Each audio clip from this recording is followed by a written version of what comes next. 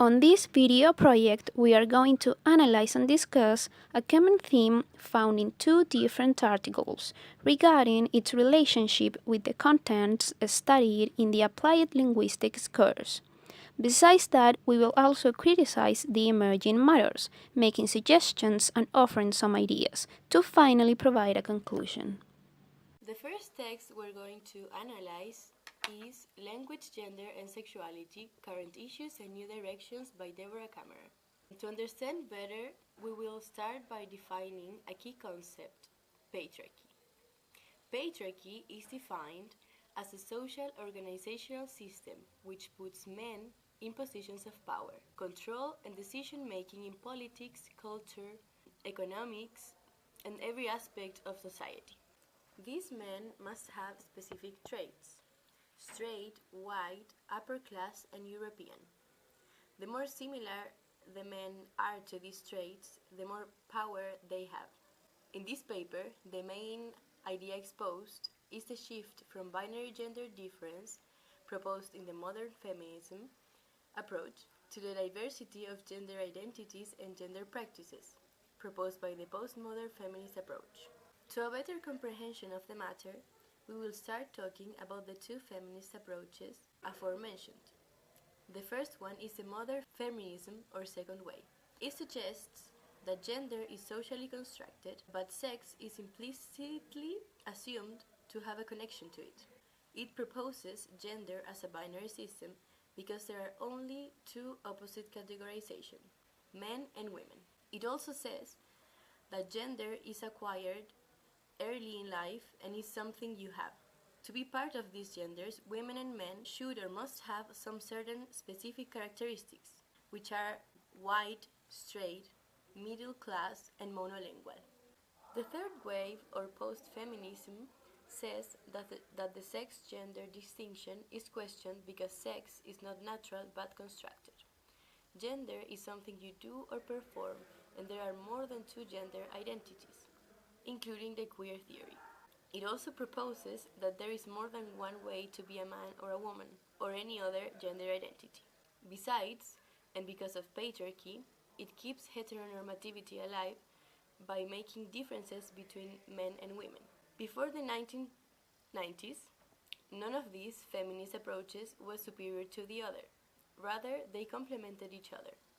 However, after the 90s, the postmodern feminist approach has become the dominant one according to Deborah Kammerer. It is proposed that the linguistic differences related to gender are a result of a patriarchal society that categorizes gender and makes it something unequal.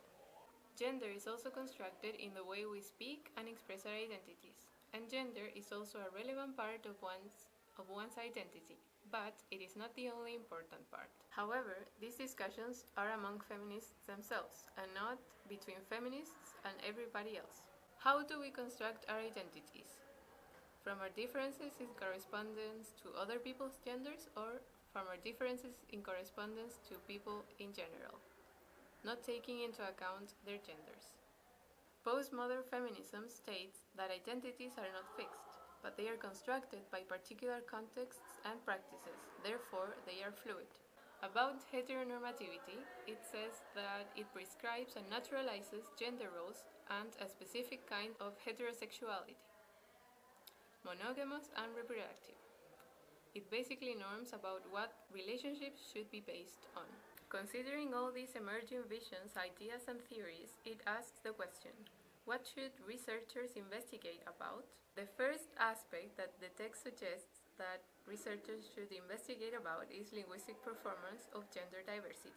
The modern vision says that there is a particular way in which women speak, and that is characterized by politeness and refinement. These are specific verbal techniques which can be interpreted as women's language. The postmodern vision says that people now reject heteronormative values and norms about what is masculinity and femininity, and rather they prefer to express their identities in a way that is comfortable to them. However, nowadays it is well seen that men take feminine characteristics and practices, but it is not so well celebrated that women take masculine characteristics and practices. A second meaningful point Tashdin Cameron's paper is titled Gender, Sexuality and Heteronormativity, and concerns with the significance of sexual identities and how they shape gender performance. It states that there are two complementary focuses when studying the relationship between the two elements aforementioned. First of all, the queer focus, and second of all, the mainstream one. More related to the former mentioned, researchers have shown an increasing interest in the linguistic performance of sexual minorities, which does not only refer to gay men and lesbian women, but to other non-Western identities, like the Brazilian travesti and the Yandaudu from Nigeria. These investigations show the importance and preponderance of the shift from difference to diversity. The acquisition of a feminine or a masculine role in same-gender couples demonstrates the power and influence of heteronormativity. An example of this is the use of feminine gender pronouns and adjectives by gay men to refer to themselves. Another evidence of the presence of heteronormativity is the phenomenon of heterosexual market, as proposed by the social linguistic Penelope Eckert, which states that because a child desires the approval of their peers, chooses to strongly identify with either feminine or masculine gender, both of which are opposite and exclusive of the other. Another important point is gender and language in public contexts. This third area of research has to do with how the use of language and linguistic performances meant the exclusion and marginalization of women in public spheres institutions. In other words, how women and girls were silenced, dominated, and undervalued in public contexts because of stereotypes and prejudice about their way of speaking and writing. Nowadays, although these very obvious forms of sexism are far less common and acceptable, the power positions in this kind of institutions still remains a dominantly male preserve. Another aspect revised on this area is the impact of women's entry to professions and institutions that were previously reserved especially for men. However, in order for women to do so, they were required to assimilate to a masculine form of language use. The result of these studies illustrate a point made by Ecker, which is that women in most mixed-gender communities are often perceived by others and also by themselves as interlopers. That is to say, as intruders in male-dominant contexts. The second text we're going to analyze is called Issues of Language and Gender in Second and Foreign Language Education. This review article by Jen Sunderland shows multiple results related to the study of how language, gender, identity, and foreign language learning interact with each other. But we're only going to pay attention to some specific fewer aspects, the ones that were most relevant with the main area of this project. The first one is about gender and language learning, achievement in subject choice. Some authors say that girls tend to perform better than boys in foreign language learning, and that teachers believe that girls are better language learners. But now, gender differences in choice are decreasing, mainly because they are receiving advice from teachers and parents. Some social reasons are also influences in subject choice. The second point refers to gender, language learning, and ability. Authors claim that girls are innately verbally superior to boys in use and acquisition of some aspects of first language. After the 70s, boys were permitted and encouraged to participate in activities more previously exclusive and reserved for girls. Gender differences in achievement in additional languages are likely to reflect and shape socially constructed gender differences. Another protruding point is the what of teaching, English as a non-sexist language. Sexist language is seen as a language which excludes, trivializes, defines, and stereotypes or degrades women. Linguistic items seen by feminist linguists and others as sexist include the generics he and man. on the ground that they exclude women. These terms are now substituted for other alternatives such as people, he or she, singular they, and other gender-neutral terms, like Miss instead of Miss or Mr. Gender may appear something that results in language differences rather than itself being shaped by language use. The new theorizations of gender and language are characterized by seeing gender as identity. This identity is both multiple and fluid. The social representation of gender in textbooks.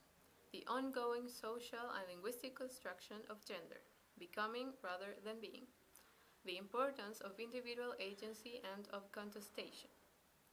The possibility of seeing gender and sexual identities as performance. The importance of discursive practices and discourse as social practice. The increasing recognition of the possibility of becoming gendered through a community of practice. Norton Entuhi says that language learning engages with the identity of learners, because the value and meaning ascribed to an utterance is determined by the value and meaning of the person who speaks. The particular drive to learn a language comes from the desire to a better understanding of the speakers of that language, as well as being accepted by them to the extent of becoming a member of the group. This also relates to the concept of imagined communities, which refers to the construction and sense of identity by developing some common features that make you feel as a part of a group. The notion of gender can be often seen as a feature of this kind, as it is explained as mutually inflecting. That is to say that each identity mediates and is also mediated by others. In such wise, identity formation is a constant emergence and re-emergence of the self. Regarding the queer theory, there is a promotion of pedagogies of inquiry, and the problematization not only of all sexual identities, but also of the very notion of sexual identity itself. The last topic of this paper is called Masculinities, Boys, Men, and Language Learning. The studies show how foreign language learning is often a subject where boys tend to perform poorly, and that teachers may reinforce the bad language learner if themselves see girls as the better language learners. Factor of dominance inside the classroom and representation in teaching materials would seem to disadvantage female learners more than males. In this manner, if gender is seen as a binary opposition, particularly by boys, then the mixed-sex language classroom might be an already gendered site which boys try to escape from as soon as possible, in order to distance themselves from the femininity by which they see it characterized. The most prominent common theme found in the articles read is the concept of identity, and how it is constructed, influenced, and altered through different dimensions and factors, and more importantly, how this key concept plays a huge role in second language acquisition. From the papers read, along with the contents seen in the course, we can infer that identity is defined as the sense of self. This definition encompasses a wide range of theories. The different topics we are going to link from the classes are SLA, English learning factors, motivation, and innatism. The sense of self is constructed according to different features, such as gender, age, nationality, ethnicity, social class, occupation, etc. And we express this identity, we express who we are through various behaviors, manners of speaking, ways of acting, and also with how and what we learn. The identities of learners affect what they want to learn, how they try to achieve it, and how successful they are. We decided to focus on the gender identity influence of SLA because it is the matter of study in the chosen texts, understanding gender not only as a binary interpretation but as a diversity one. Changing paradigms not merely in society but also in education. Gender is an important factor when developing an interest in certain subjects. Some studies concluded that women are innately more capable of learning languages than men, making teachers believe that girls tend to perform better at this type of studies. This outcome can seem controversial considering Chomsky's theory of innatism, which does not take into account the notion of gender when acquiring a language.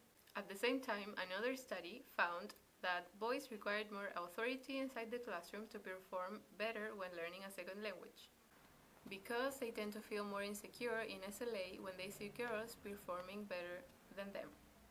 This is a clear reflection of how motivation is determined by your identity, particularly your gender. This kind of behavior is a direct result of the patriarchal system. In Cameron's text, we believe there is a mistaken belief that postmodern feminist ideas are the predominant ones, in opposition to modern feminist ones. There are certain communities for which this statement can be true. Still, there are few. These communities have a tendency of being open-minded, younger, more literate, and show interest in inquiring about these kind of topics. In contrast, we consider that the vast majority of people in our country do not agree with the postmodern feminist approach, on the grounds that they barely understand gender as something that is performed, and they still recognize the existence of only two genders, along with the slow advancement in respecting LGBT rights, etc. In spite of all this, we still cling to the hope that someday our country will be able to claim to have fully accepted the views and ideas of postmodern feminism. In Jane Sunderland's review article about gender and SLA, our critique is directed towards the concept of gender it portrays. The text only considers studies of the binary female and male genders to present its ideas, leaving out the other identities that do not agree with the binary system. In spite of that, we understand that diversities in terms of gender are only recently being more taken into account, and people are just starting to learn about them and to consider them in their everyday lives. People are just barely beginning to feel free to identify as a non-binary gender, and this makes understandable that there are still not many investigations about this field. As a conclusion, we understand that we live in a world that is constantly changing, and we, as teachers, must be prepared to face these changes, along with the different challenges that might arrive with that. It is essential to have access to researches about how the identity of students shapes and directs their interests, motivation, and ways of learning, in order not only for teachers, but also for educational institutions to respond better to their learners' necessities. Therefore, we must never stop researching. Education should be always given accordingly to the issues of today.